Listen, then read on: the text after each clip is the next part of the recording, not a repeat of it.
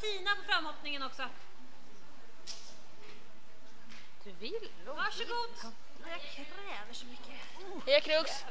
Diana hade inte bara problem att få på selen på kaninen. Ska du säga du och Gegga? Det var bara att han hade lagt en backen eller något. Vem är Gegga? Geggamoja. Lätt som en plätt. Jaha, det. Han väldigt med passande namn för det är fan inte lätt som en plätt. Vi ska prata med honom. Kommer bli så Fast bra. han tycker att det är lätt som en plätt över hindren. Det är väl nog därför. Det är den här biten emellan. Ja, men precis. Jag tror att han så här, men du ska ju göra som du säger. Det här är inget svårt. Vill du att vi ska gå dit? Nej, då går vi hitåt. Ja.